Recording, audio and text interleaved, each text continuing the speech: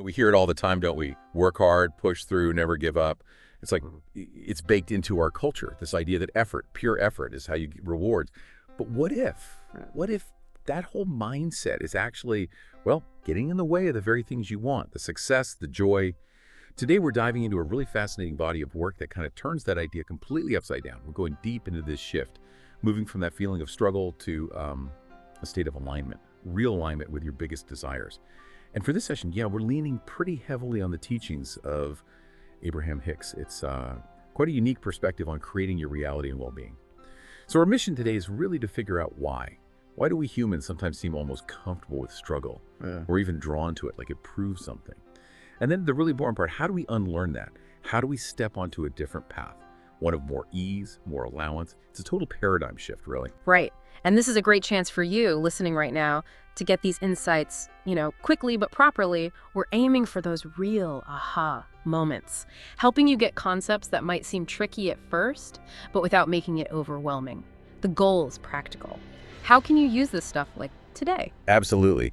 Think of this deep dive as sort of custom made for you. We're pulling out the most important bits, the key knowledge from these teachings, just to help you get really well informed on this whole topic. It's fascinating stuff. So let's get into it. Let's unpack this wisdom. Okay, so when you look right at the core of these teachings, it really bumps up against a belief most of us have deep down. This idea that constant effort, pushing hard, it's somehow noble or necessary. But Abraham makes it really clear. Struggle isn't a sign of growth, not at all. Actually, struggle is a sign of resistance to your own natural state of well-being. Wow, that's a big flip, isn't it, for so many of us? We get so used to the tension, the difficulty, we almost expect it, or maybe even think we need it to feel like we deserve something good. Can you break that down a bit more? Why is struggle seen as resistance here and not just, part of overcoming challenges? Yeah, that's a key question, because it goes right against that whole no pain, no gain thing we're taught. Abraham teaches that struggle is fundamentally, it's a vibrational mismatch. Yeah. Between what you truly desire deep down and what you're actually focusing your attention on in the moment. It's not some noble path you have to walk. It's just an indicator light saying, hey, you're kind of pushing against your own flow here, against your well-being. Now, contrast, those experiences of what you don't want that serves a purpose, but only one purpose, really. To clarify what you do want. Exactly. It helps you clarify what you do want. And that clarification automatically launches what they call a rocket of desire out into the universe. Okay. A rocket of desire. So if struggle is resistance and contrast helps us fire off these rockets of desire, where do they go? This seems like the perfect point to talk about the vortex, right? That's a huge concept in these teachings. Precisely. The vortex. Yeah. And it's not some, mystical cloud somewhere far away. Think of it more like a vibrational space, like an energetic holding pattern. And it already contains every single thing you've ever asked for. Seriously. Every wish, every hope, every dream you've had, it's all there kind of queued up, just waiting for you to get on the same frequency, to align with it. So you're not trying to make things happen. You're just tuning yourself into what already exists. Okay. It's like the radio analogy they often use, right? Exactly like that. You have to tune the dial to the right station to hear the music. If you don't hear it, it's not because the song isn't playing. It's just because you're not tuned in. Yeah. When you match the vibration of what you want, it just flows easily. And this highlights the real work, if you want to call it that. Your main job is just to feel good, to raise your emotional frequency. How? By deliberately choosing thoughts that align with, joy, relief, passion, clarity, love. Thoughts that feel better. This is the foundation. Vibration first, manifestation second. It's not about forcing happy thoughts if you're not feeling it. Right. It's about finding thoughts that just feel a little better than where you are now. And this next part is super interesting, especially for those of us who are natural pushers. The idea that need is resistance. That when you need something to manifest, when you feel that desperate craving, you actually push it away. Because that needy energy is basically shouting, it's not here yet, which vibrates completely opposite to it already being well done. Exactly. That's such a crucial distinction, and Abraham encourages us to shift from needing it to knowing it. Yes. Knowing it's done. Knowing it's in the vortex. Knowing it's on its way. That shift in mindset, it's profound. It changes everything. But then what about when you don't see it yet? Does that mean it's not real? People struggle with that. Right, a common question. And the teachings say absolutely not. Just because you can't see it with your eyes doesn't mean it isn't real vibrationally. You're encouraged to feel it first. Appreciate it now. Receive it with your vibration, not wait for physical proof. It's subtle, but it's powerful. It helps you let go of all that tension, that expectation. This ties into affirmations too, doesn't it? How we use them. Definitely. They can be really powerful, but only if they actually feel true. Or at least feel better emotionally. Like if you're feeling totally broke and you keep saying, I am rich, but inside you're screaming, no, I'm not. It creates conflict, dissonance. Right. So the advice is often to soften it. Find the version that feels better, that feels believable now. Maybe something like, I'm learning to allow more abundance, or I like the idea of feeling secure, or even just, things are always working out for me. Exactly. Those kinds of thoughts release tension. And when you release tension, you get back into that flow state. It's about speaking to allow, not speaking to force. Affirm gently, you know. Yeah, affirm gently. I like that.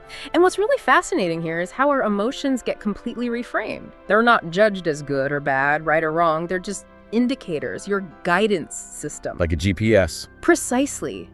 Abraham Hicks often uses this idea of an emotional scale. Think of a spectrum. Down at the bottom, you've got feelings like despair, fear, insecurity. Way up at the top, you have joy, enthusiasm, knowing, love. Your inner being, that deeper, wiser part of you, always knows what's best, always holds the vibration of your desires. And your emotions are its way of telling you personally, hey, you're pointed towards your desire, or uh-oh, you're pointed away from it right now. So when fear or doubt pops up, it's not failure, it's just contrast. It just means your inner being sees things differently than your current focus. Your only work then is to just gently climb that emotional scale, one better feeling thought at a time. From fear maybe just to acknowledging doubt, then maybe finding a glimmer of hope. Exactly. From hope to belief, and then eventually up to that feeling of knowing.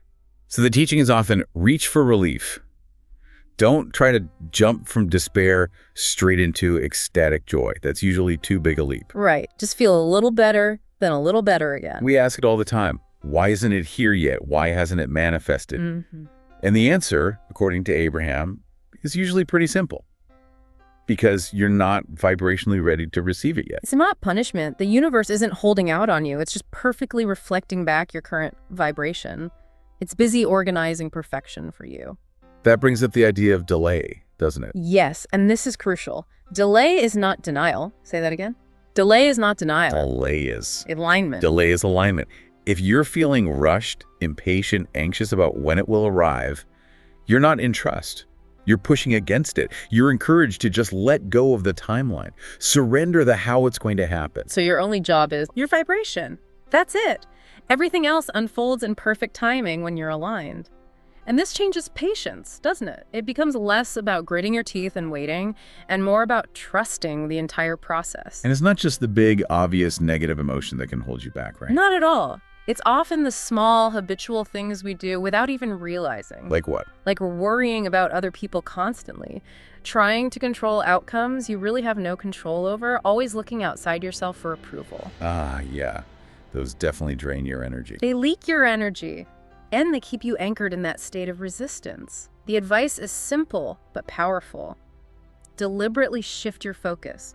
Choose small joys. Choose thoughts that feel even slightly better. These are those tiny high vibe habits you mentioned earlier. Exactly. Tiny high vibe habits. It could be as simple as taking like 30 seconds to really savor the warmth of your coffee mug. Or noticing the blue sky. Or genuinely smiling at someone. These aren't just little nice things to do. They're deliberate vibrational shifts. Yeah. And they add up like compound interest, but for your well-being. They literally change your point of attraction over time. Okay, so how do you know? Yeah. How do you know you're actually aligning? What are the signs, especially if the big thing hasn't shown up yet? Oh, the signs are there.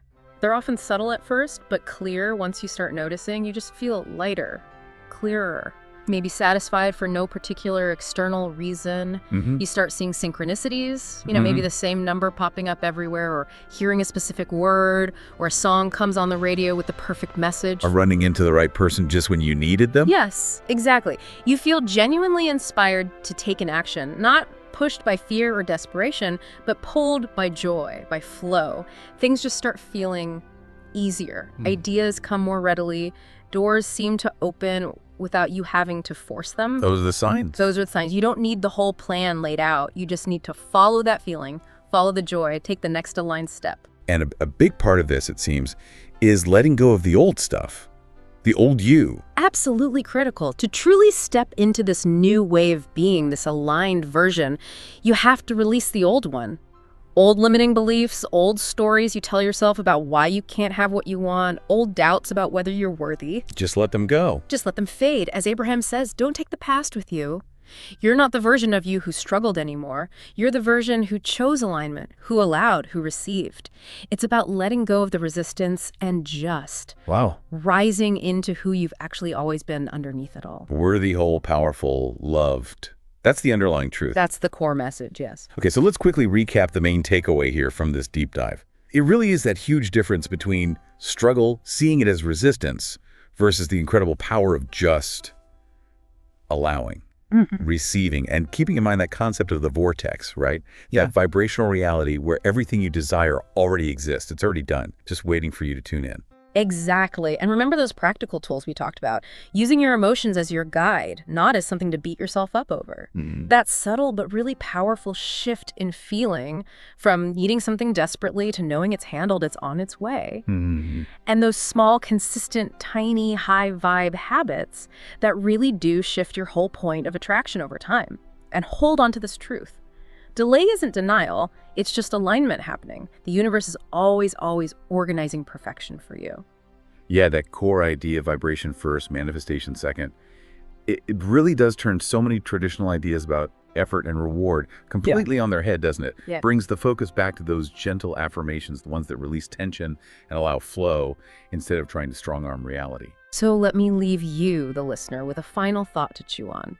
Something provocative, building on that idea that you're becoming who you always were. Worthy, whole, powerful, loved. Here it is. If everything you've ever truly desired is already vibrationally complete in the vortex, and your only real job is to align with it, then what does that make the purpose of your daily life? Your actions. If the outcome is, in a sense, already guaranteed once you align, what does it mean to live from that place of fundamental knowing and allowing, even beyond chasing specific desires? What becomes the point then? Wow. That is definitely something to sit with, a really deep question about just living from that aligned state itself. This knowledge, this perspective, it's really here for you to explore further, to feel into it, see how it resonates, integrate it in your own way, and that's the real joy of discovery, isn't it? That comes from diving deep like this. Thank you so much for joining us on this deep dive today.